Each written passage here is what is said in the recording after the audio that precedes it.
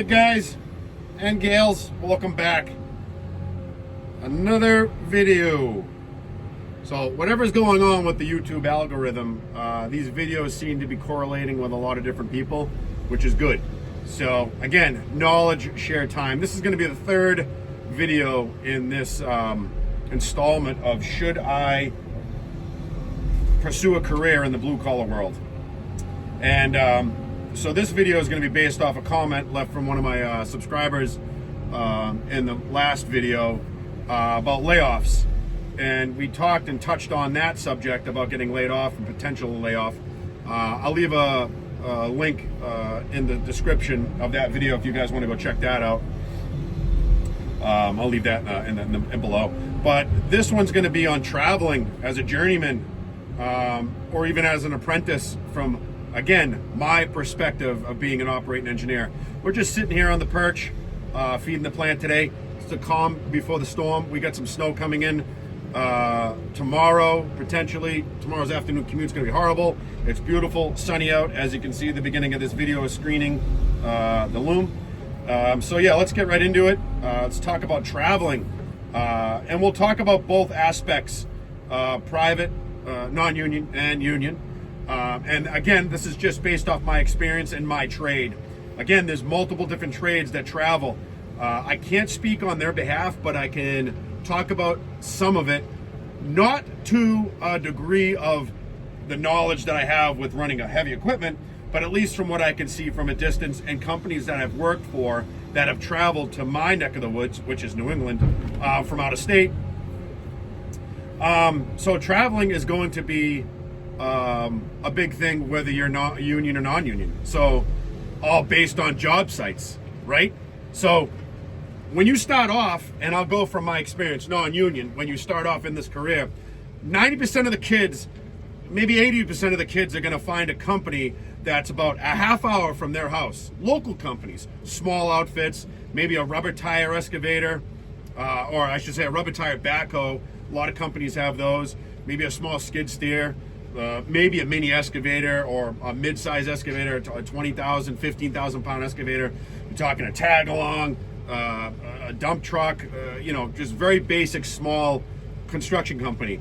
And those kids are going to gravitate towards working for a company that's local, or maybe someone that they know, an uncle, a dad, a cousin that might know these construction companies, and they're gonna try to hire within knowing that person.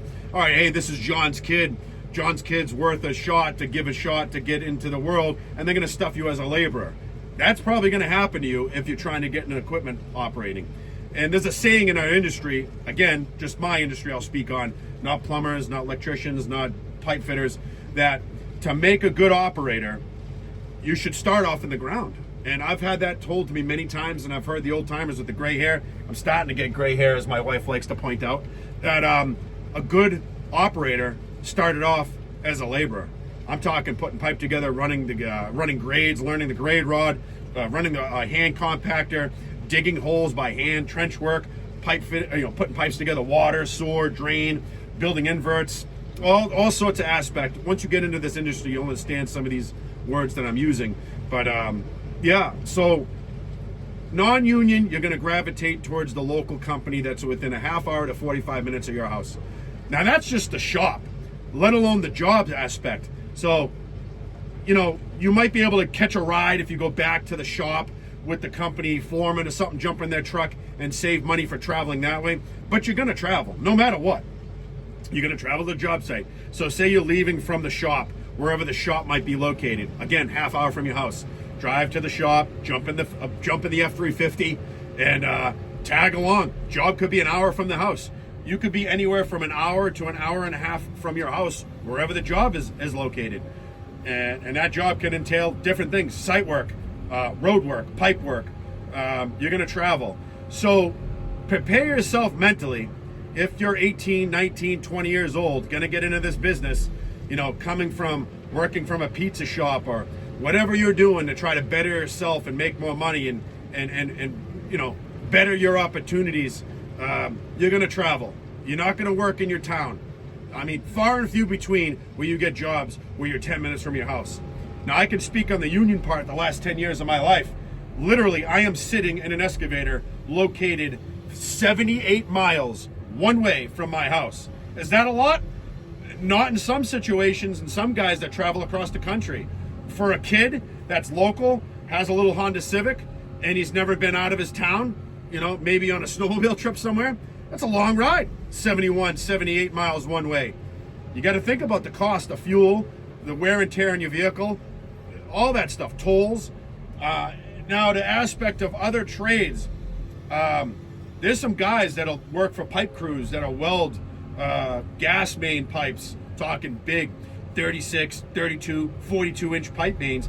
They got to travel. They could be from New Jersey. They could be from Pennsylvania. And they're traveling wherever these big jobs are located to weld these pipes. That's where they got to go. I've worked side by side with a company, multiple companies that have traveled from Midwest. I literally, this is union now I'm talking about, not non-union and local stuff, that they would travel, hire within the union that they're in, whether it be Boston, Chicago, New York. And I'll just speak on my experience working in Boston. They hired an operator, myself, and multiple others, to work side by side with their crew that came from Indiana.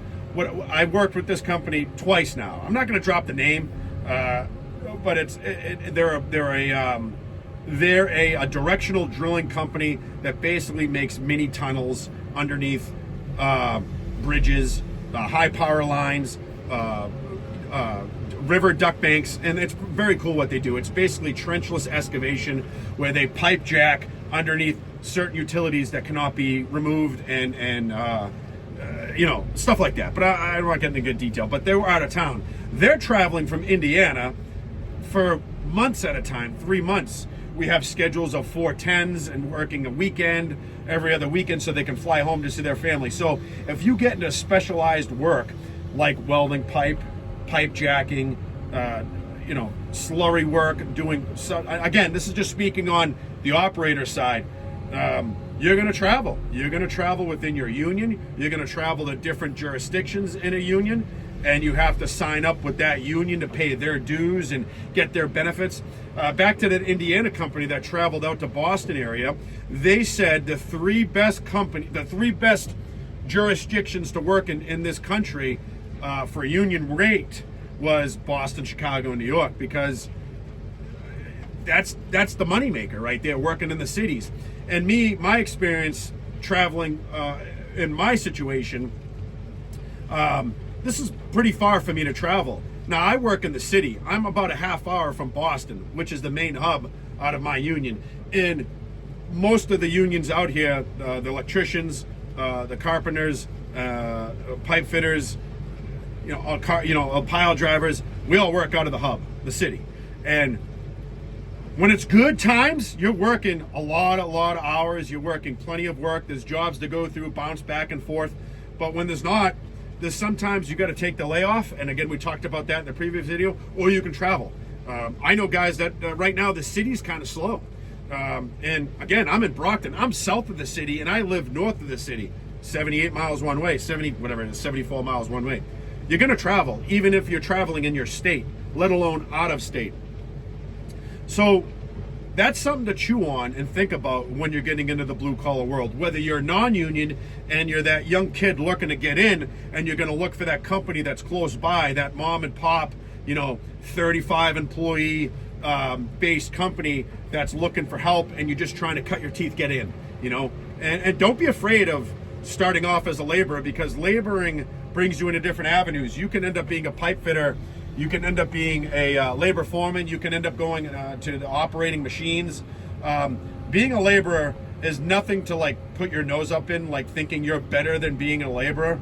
If it wasn't for me in my younger years learning how to do that stuff and seeing other trades around me, I wouldn't be sitting in this machine, honestly. And I wouldn't have got the opportunity to get in the union if I didn't have that experience coming in the union as a journeyman. There's another subject we could touch on, how to get into the union, or even how to get into a construction company. There's a whole mindset that you have to do this. Maybe we could touch base on another video maybe next week about that. But I hope that kind of gives you some insight on traveling. No matter what end of the spectrum you're looking at, you're going to travel for work, because you're not going to work right in your backyard. You're going to have to travel. And to support your family, especially if you do have a family, whether it's a spouse or kids, regardless, even if you're just taking care of yourself and trying to make a name in this industry, you're going to have to work and you're going to have to travel to keep that paycheck rolling. Remember that. You know, it's not like driving down to the shop every day and working in the same location every day of your life.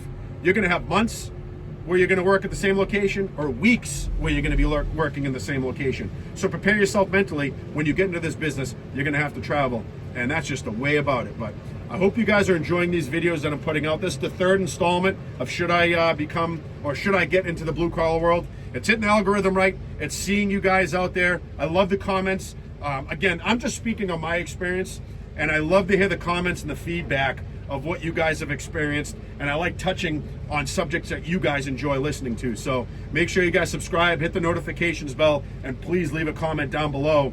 And we'll keep going this. And I like sharing the information, and I like sharing this stuff with you guys. I can't wait for the next video. I hope you guys are here. I'll see you on the next one. Peace.